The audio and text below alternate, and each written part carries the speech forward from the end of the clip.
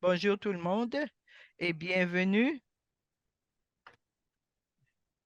Je m'appelle Alina Meyer et je suis une spécialiste de l'égalité des genres.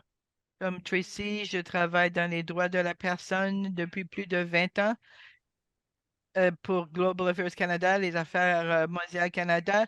Je vois des collègues que je reconnais dans dans ce projet particulier.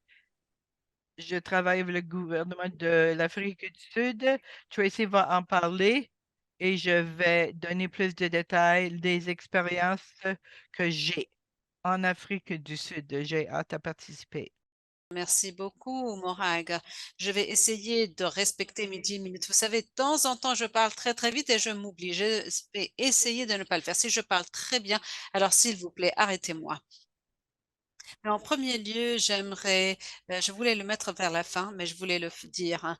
Alors, l'une des choses en matière de collaboration sur le projet PAT est de partager la connaissance parmi les experts. Et je ne sais pas si Demisco est avec nous. En fait, elle m'a aidée et elle avait dit, en fait, vous faites le GB+, et Tracy a fait cela. Donc, vous allez rentrer en contact. Et ce fut un grand plaisir d'apprendre de son expérience selon le contexte Amérique du Sud et comment on peut l'appliquer par rapport au contexte sud-africain. Donc, merci Tracy d'avoir été disponible et ce fut un enthousiasme important et d'avoir appliqué ce programme. Alors, pour juste vous donner un résumé de ce que je pense de Pat. Alors, en fait, c'est le contexte sud-africain, le GB+. Ça, c'est l'analyse sur le genre plus. Et il s'agit notamment c'est des programmes de formation en ligne. Je l'ai fait quand j'ai travaillé avec GAC et même quand c'était même au début. Et en fait, le gouvernement a mis le GBS, ça veut dire l'analyse du genre pour les fonctionnaires, pour qu'ils puissent comprendre l'implication du genre et de créer, de mettre le genre au cœur de tout ce qu'ils font. Et donc, cette formation est devenue ouverte. Maintenant, le gouvernement est disponible pour n'importe quelle personne d'avoir accès à ces outils.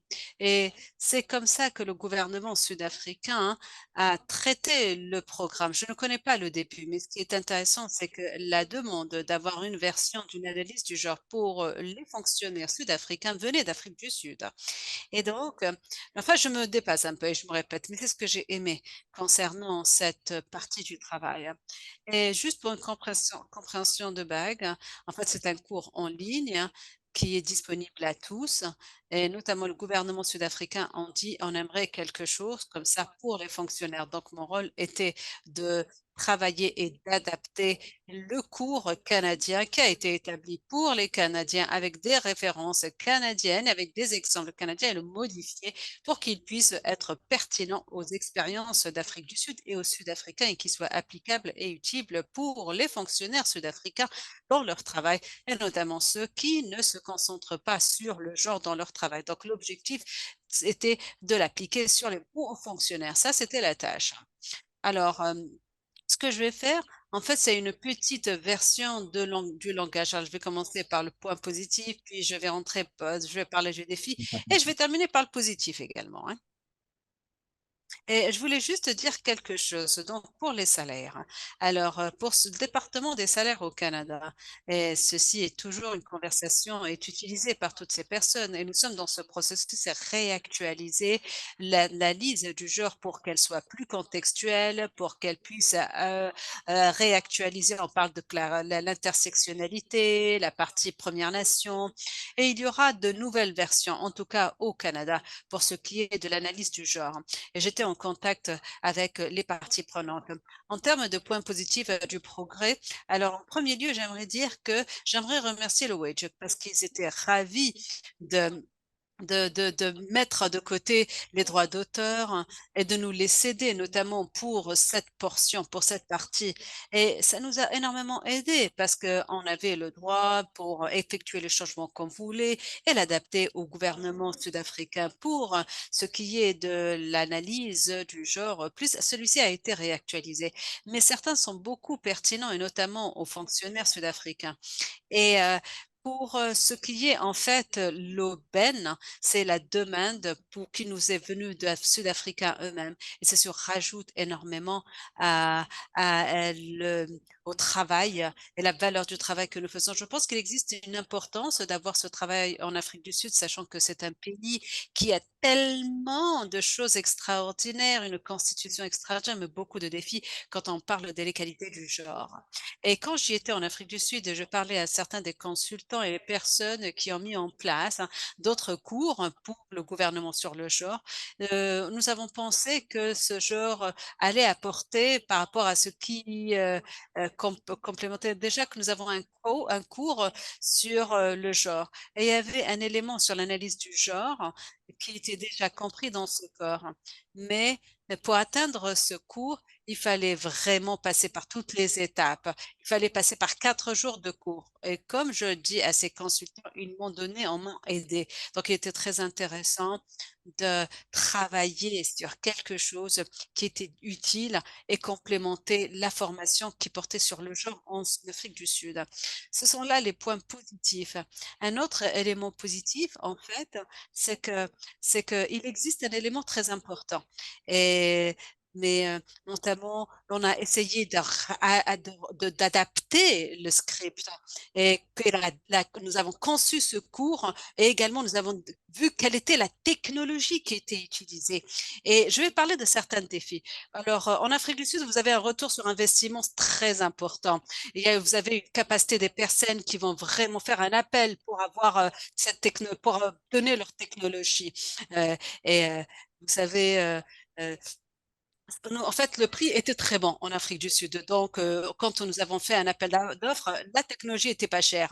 En matière de défis, alors, bien sûr, pour l'Afrique du Sud, mais le DW, le département pour les jeunes et les personnes vivant avec un handicap et les femmes, qui est le département, comme n'importe quel département du genre, est toujours un peu étiré. Il n'a pas le financement, n'a pas de personnel. Et donc, l'un des plus grands défauts, problèmes, c'est le manque également. Les employés avaient tellement de demandes du gouvernement qu'ils ne pouvaient pas vraiment dédier du temps comme ils auraient voulu le faire. Et donc, ce cours leur a donné une opportunité, leur a permis également d'être écoutés. En fait, ce qu'il faut également savoir, c'est qu'ils attendaient depuis longtemps pour que le temps le soit donné pour qu'ils puissent avoir cette opportunité. Ceci n'est pas unique à l'Afrique du Sud en matière de défis. Les autres de la même chose. En tout cas, je me rappelle en temps de GAEC. Donc, c'est pas unique en Afrique du Sud, mais on parlait également euh, du projet où la formation devait se faire, qu'il y avait la technique possible. Donc, il y avait un peu un problème par rapport aux les départements du gouvernement où tout le monde tirait la balle de son côté, tout le monde voulait s'approprier le genre, le département genre, mais également mais le département du genre voulait également être là, mais ils n'avaient pas les capacités ni les moyens. Et nous voyons le même problème un peu partout dans le monde. Donc, l'appropriation était un problème partout dans le monde. Et nous avions eu un peu ce petit problème et cette petite lutte entre les différents départements du gouvernement. Étant un ancien fonctionnaire au gouvernement du Canada, c'est le même problème par et nous avons également un autre problème, c'est le temps. Le temps qui est un peu restreint quand nous avons un projet. C'est difficile de tout faire dans une période très courte. Nous n'avons pas assez de temps. Et encore une fois, un autre défi, c'est l'électricité, la connectivité, l'Internet. C'est toujours des problèmes qui existent et qui représentent un problème pour les fonctionnaires et en parlant de défi du temps, là, il me reste que 2 minutes. Terminé. Alors, je vais juste terminer avec 2 idées pour zoomer, pour parler du point positif. Et je vais commencer avec le positif et je vais terminer avec le positif. Comme je l'ai dit, genre, nous avons eu quelques problèmes. C'est les capacités par rapport au temps et la technicité dédiée pour cela. Mais je pense notamment qu'il y avait une demande et quelque chose de positif. Comme Tracy l'avait déjà dit, la mise en œuvre, la partie mise en œuvre va être compliquée. Et vous savez, les fonctionnaires prennent le cours, il y a beaucoup de leçons, mais comment par la suite nous allons nous assurer qu'ils vont rendre ceci réalité, qu'ils vont l'appliquer? Alors, c'est ça le grand problème. Donc, ceci requiert beaucoup de temps, de la patience et continuer à les appuyer pour que ce cours soit une réalité. Ça, le plus grand problème, c'est la mise en œuvre et la pérennité ou la durabilité. Car nous n'avons pas encore, vous savez, ce qu'il faut savoir, c'est que nous essayons maintenant de recruter une compagnie privée pour qu'ils puissent le faire. C'est pas une solution durable pour le gouvernement, mais on veut s'assurer que le cours soit durable pour tous les départements. Je pense que cette partie est du travail et le script que nous avons fait pour l'Afrique du Sud, j'ai le sentiment qu'il existe tellement d'éléments inconnus par rapport les vagues de la politique, le personnel, changement des départements, des employés, également la volonté politique et du gouvernement. Mais je pense fortement que le cours ne sera pas dérangé par tout ça. Quel que soit le gouvernement qui arrivera au pouvoir, quel que soit le fonctionnaire qui sera là, ce cours donnera des résultats. Et sur cette partie, en termes de pérennité, j'ai de l'espoir. Je vais m'arrêter là pour l'intérêt du temps. Alors, j'ai fait 10